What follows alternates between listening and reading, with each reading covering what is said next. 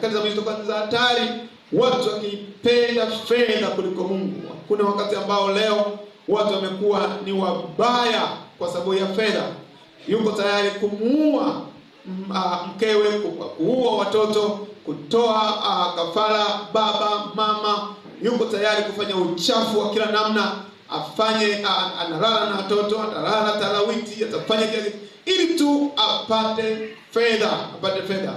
Wako wengine ambao wakati mwingine hata wanaposikia kumtolea Mungu wanakimbia, kwa sababu tu wameambiwa kumtolea Mungu, hauwezi kumtolea Mungu, wanaona ni vigumu. Hizi zote ni nyakati za mwisho, ambazo zimewafanya pia hata watumishi wa Mungu kuiacha kweli ili tu kushughulika na fedha, kuwadanganya watu, kuchuja injili, kufanya watu injili iwe ya kununuliwa. Miujiza inanunuliwa nje kabisa neno la Mungu, nje na maagizo ya Mungu, na baraka zinanunuliwa kwa fedha nyingi. Wachungaji sasa wamekuwa kama madaktari wa kidunia. Ili umuone lazima ujaze fomu na kulipa fedha ya kutosha ili uonane tu na mchungaji, uonane na mtume na nabii na askofu.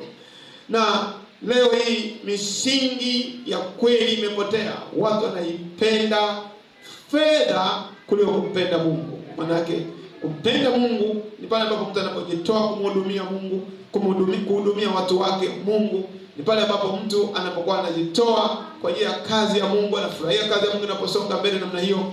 Lakini kinyume chake mtu huyo anakimbia, kinyume chake mtu huyo anafanya huduma yoyote kwa ajili ya kupata fedha. Na kuna mauaji ya kutisha yanatokea kwa sababu ya watu kupenda fedha. Kwa hiyo utaona hizi ni nyakati za mwisho kabisa ambazo anasema tutaona mambo kama haya yakitokea kwa wingi. Ufunuo 22 mstari wa 6 hadi wa 7.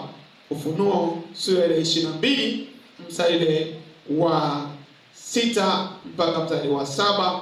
Tutaruka kwenda kusoma mstari wa 20 mstari wa 10 hadi mstari wa 12.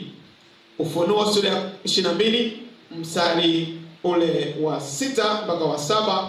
Tutaruka kwenda kusoma mstari wa 10 hadi wa 12. Maandiko yanasema,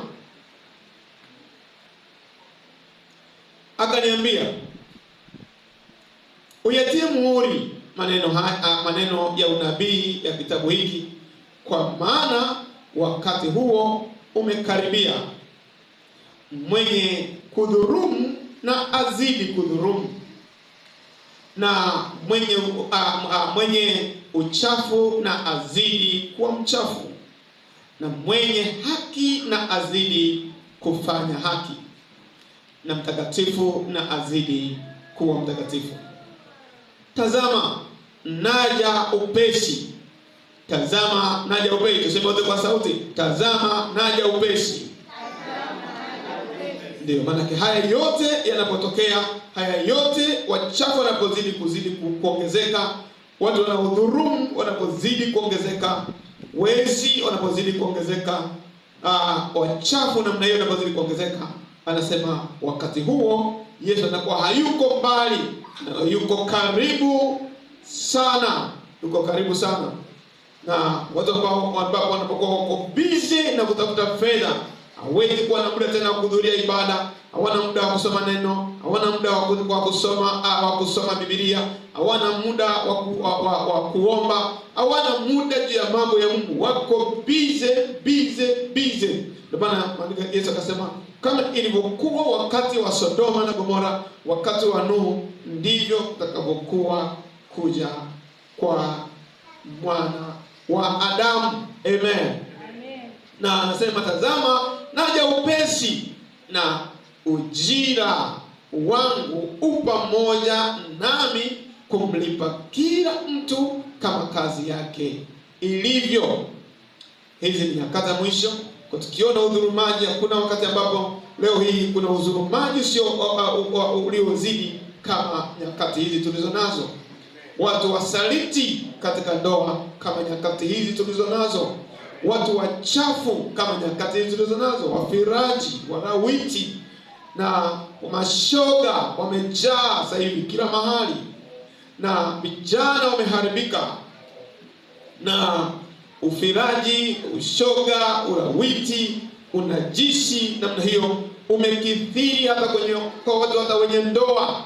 Mke na mume wanafanya uchafu, ulawiti, ufiraji wa kila namna unafanyika, na wakati mwingine kuna watu wanaojiita viongozi wa dini, wachungaji, walimu wanaofundisha mambo ya ndoa, watawatia moyo kufanya uchafu wa kila namna, na wakisema kwamba huko ndiko kutunza ndoa, ili mume asitoke, mke asitoke, basi inatakiwa ufanye hivi na hivi na hivi, wakati hata kama unamkosea Mungu. Lakini yote hiyo ni mawakala wa ibilisi ambao wamemwagwa na shetani. Tulijifunza siku ile juu ya manabii kwamba si wachache, na kila shetani amewagawa hawa manabii katika idara mbalimbali, katika mafundisho mbalimbali ya uongo, wengine kwenye miujiza feki, wengine kutoa unabii feki, wengine kwenye mafundisho feki na kadhalika na kadhalika. Kwa hiyo kwa wateule ni lazima tuwe macho. Amen. Amen. Chozee. Mathayo sura 24 mstari wa 3 mpaka mstari wa 14, maandiko yanaelezea hapa. Utaona tena Mathayo sura ya 24 inaelezea tena juu ya Yesu alivyosema katika mlima ule, akiwa mlimani Mzeituni.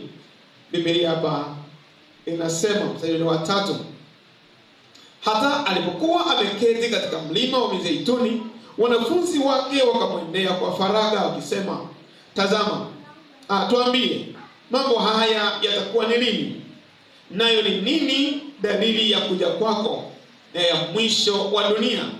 Yesu akajibu akawaambia, angalieni mtu asiwadanganye, kwa sababu wengi watakuja kwa jina langu wakisema mimi ni Kristo, nao watadanganya wachache. Wachache kwa sauti, wachache wengi. Nanyi mtasikia habari za vita na matetesi ya vita. Angalieni, msitishwe nayo, msitishwe, maana hayo hayana budi kutukia, lakini ule mwisho bado.